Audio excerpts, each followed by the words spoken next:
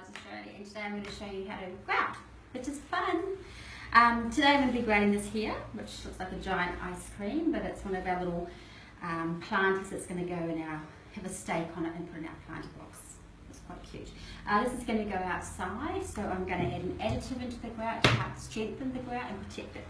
So when you're using an additive, this one's Davco brand, which is fantastic. You get this from Bunnings. It's a really good brand to use. So it's basically half and half. So what you would mix with the water, so it's half water, half the additive. So we're just going to start putting a little bit at a time in.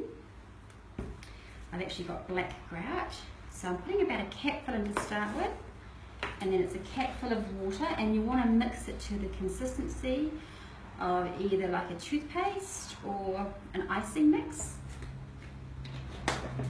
Start by mixing this up. Paddle pop sticks are really good to use. Everything we do with the grouting we just throw out afterwards. We don't keep containers, rags, everything just goes in the bin, okay? So still needs more, so we're just going to probably half and half. So just always keep a little bit of grout out from your mix, so just in case you mix it up too runny, you've got some backup grout to thicken it. And that's usually what I do. I end up making it runny, so it's always good to have some spare. So yeah, just mix that through. Okay, so now we've mixed up our grout. This is a really good consistency, and a good way to check is I usually just pick it up, and if it doesn't drip off your paddle pop, that's pretty good. That's a good consistency. Right, gloves. Which I don't know why anyone bothers with gloves, because your fingers usually go through them. But anyway, we'll put gloves on today because it's black grout. I don't use spatulas, I just cut my own ice cream. Good excuse to eat lots of ice cream. So yeah, just keep any lids, anything that's flexible.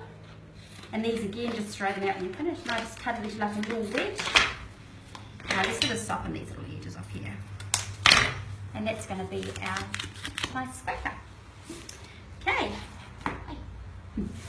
So, pop it on there, work it into your gaps, and that's why having this little spatula is great, because it's just flexible enough to help push all of the grout into the tiles.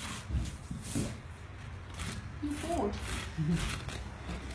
Okay, so cover all of it.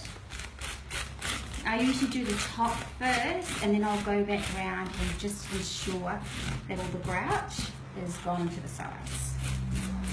So some people don't like grouting. I actually don't mind it. Everyone has different techniques of grouting. Some people use sponges, and so you know, whatever works for you. This is what works for me, and I've always done it like this. But yeah, just keep things are going. Find your happy place when you're grouting. So now I'm just going to check the sides. Yep. Pretty good. Just make sure, because you really want the grout to go down the sides as well, because that's going to help to seal your project and protect it. Yep, pretty good. So once you're happy with that, what I usually do is just scrape a little bit of surface off that I've got on here. It's quite a bit caked on. And then once it's like that, I leave it for about maybe 10 minutes, and don't grout in the sun, always grout either inside or in the shade, okay? So don't grout in direct sun, and do not put your mosaic once it's grouted out to dry in the sun, because the grout will just crack. Alright, so we'll let that sit for about 10 minutes. So what we're going to do now is clean it off. It's starting to dry, which is good, so it's a little bit hazy, and it's not as wet to touch, so it's probably, that's when I like to take it off. It's not too wet, it's not going to pull the grout out when you're cleaning it. So, take a rag. I don't soak it in water, I usually just put a couple of drops on it. Just a little bit, and I usually have my rag folded in like that, so it's nice and flat. And then just a matter of going in circular motions. With this piece that I've done here, it's got a few different sized tiles, so I'll just have to be a bit careful cleaning. Some are a bit thicker than the others. A Q-tip is always really good to get in there and just make sure the grout's not stuck in there. So by having just a few drops of water, on your rag, it just helps to soften that grout and it just comes off easy without dragging back out of the gaps.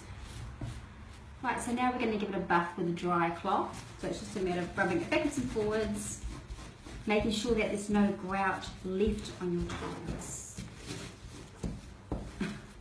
So if you keep rubbing it, hoping it's going to be so nice and clean, it won't. It'll keep drying hazy. So just leave it, let it sit. Once you've got it where it's cleaned off, there's no grout covering any tiles, I would leave it for a couple of hours.